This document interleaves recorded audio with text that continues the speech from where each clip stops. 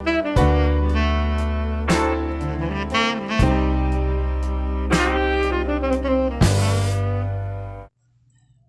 dia, tudo bem com você? Meu nome é Cristiano Almeida e hoje o Café com o Pastor é comigo. Então, pega o seu café porque eu tenho uma palavra de Deus para você. Hoje nós vamos falar um pouquinho sobre intercedendo pelos perdidos ou como ter um coração inclinado à vontade de Deus. Cristiano, o que uma coisa tem a ver com a outra?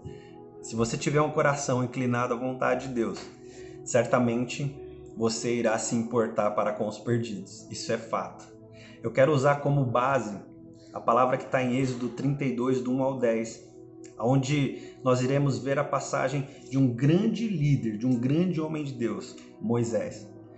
Esse texto ele cita a passagem que Moisés ele sobe no Monte Sinai para poder ter do Senhor ali as tábuas da lei. As tábuas queriam regulamentar, queriam discernir para o povo aquilo que é certo ou errado e aquilo que estava no coração de Deus, ok? Só que o que Moisés não contava é que enquanto ele estava lá em cima no Sinai, o povo iria perecer, o povo iria se perder, o povo iria se corromper.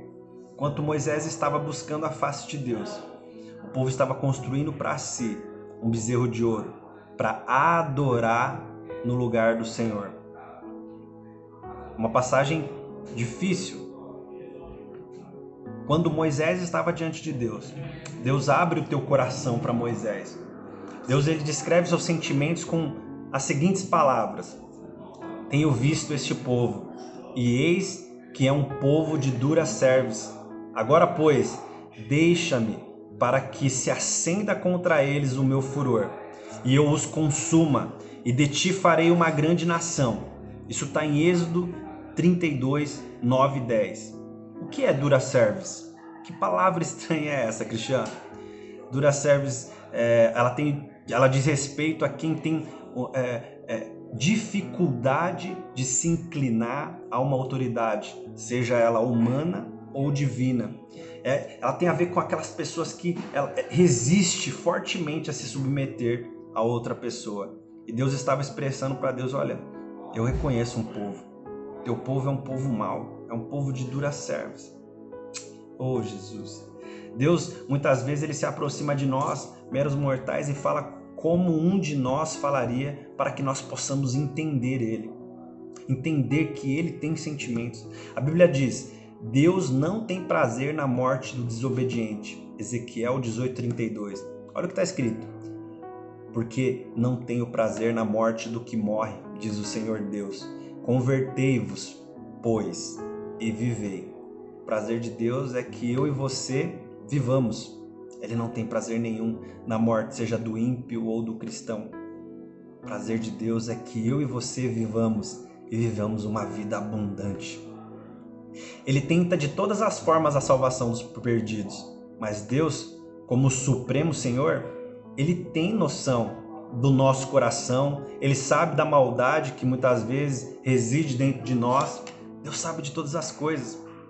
Quando Deus esteve conversando com Moisés sobre a maldade do povo de Israel, ele abriu seu coração diante de Moisés, e ele usou uma linguagem assim muito humana para que Moisés entendesse exatamente o que ele queria passar. Abriu o coração diante de Moisés. Ele disse assim: Moisés, eu estou triste com este povo. Fiz tantas coisas por eles, tantas demonstrações de que os amo, tantos projetos realizados, mas ainda estão reclamando e desobedecendo toda hora. Moisés, acho que vou destruir este povo e seus descendentes. Moisés, farei o meu povo especial. O que você acha, Moisés? Se eu converter para as nossas linguagens, foi exatamente isso que Deus quis dizer a Moisés. Essa experiência foi também um teste. Imagina comigo você diante de Deus e Deus abre o teu coração sobre aquilo que ele pensa a respeito do teu povo. Deus estava testando o caráter de Moisés. Como Moisés poderia ter pensado? Vamos analisar isso? Como que Moisés poderia ter pensado ao receber isso? Moisés poderia ter pensado assim: realmente esse povo é um povo mau. Ele poderia pensar mais: puxa, um povo que levará o meu nome não pode ser reconhecido como um povo mau. Realmente eu sou um grande líder. Não mereço as fraquezas desse povo. Tudo bem, Senhor. Faça de mim uma grande nação. Pode acabar com o povo. Será que Moisés responderia assim para Deus? Será que ele respondeu assim? Não. Moisés não respondeu assim. Moisés enxergou através das palavras de Deus. Moisés enxergou o coração de Deus. Não que Moisés fosse mais sábio ou mais bondoso do que Deus ou do que qualquer um de nós. Ele apenas enxergou além das palavras. Ele se ergueu acima do baixo egoísmo da maioria dos dirigentes humanos. Ele disse: Senhor, tudo bem, este povo é duro mesmo, mas Senhor, eu os amo. Frise isso. Senhor, eu os amo. Eu ainda acho que vale a pena continuar tentando. Senhor, prefiro ficar de fora da herança prometida do que deixar o povo de fora. Uau! Esse comportamento te lembra quem? Quem foi capaz de abrir mão de uma herança para morrer por mim e por você? Quem foi capaz de se despir da tua glória para que eu e você pudéssemos ter acesso a ele? Jesus. Naquele momento, Moisés estava tipificando aquilo que Jesus faria por nós. Com estas palavras de Moisés, Deus sabia que as motivações desse grande homem não era egoísta, era de amor.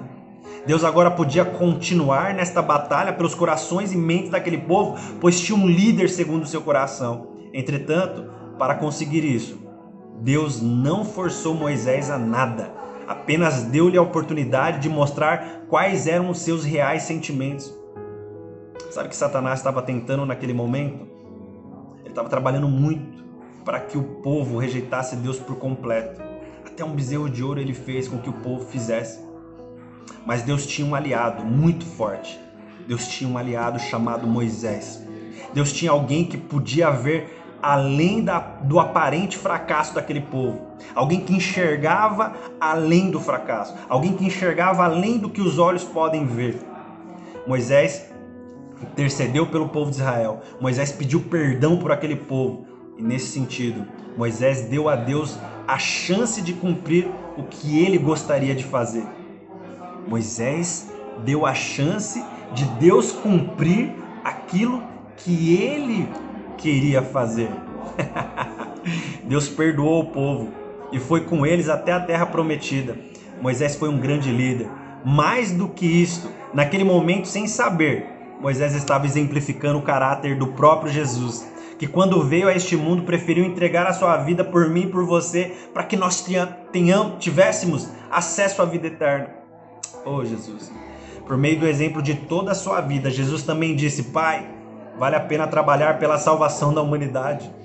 Alguns vão aceitar, e isto basta. Alguns vão aceitar, e isso basta. Deus não força ninguém. Se Moisés tivesse desistido do povo, talvez o povo estaria desamparado. Ninguém mais se arriscaria tanto pela salvação como Moisés. Ninguém mais.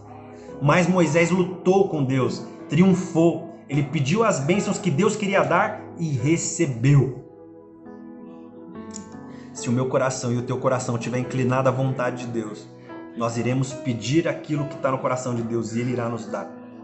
Creio que a história da intercessão de Moisés pelo povo fala muito aos corações dos líderes, dos pais e daqueles que exercem qualquer tipo de influência.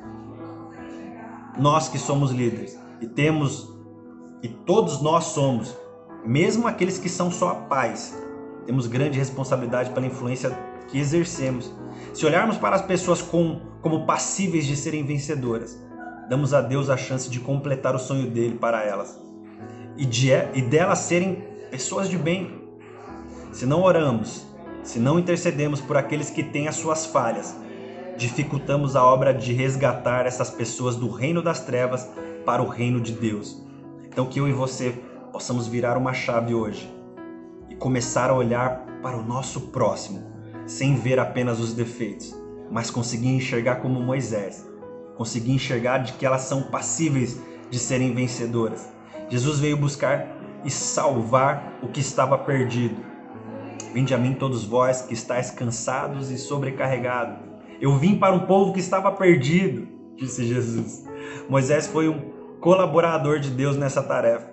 Cada um de nós também pode interceder pelos perdidos, servi-los, interceder por eles. Um dia Deus, com certeza, lá na glória dele, nós iremos estar diante da face dele e ele falará para nós: filho, você fez exatamente o que eu mais gostaria que você fizesse.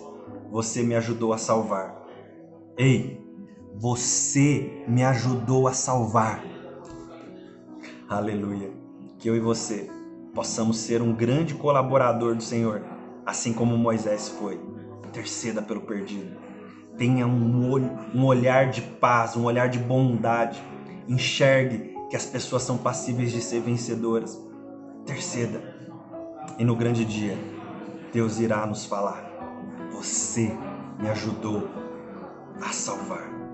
Glória a Deus. Shalom. Bom dia.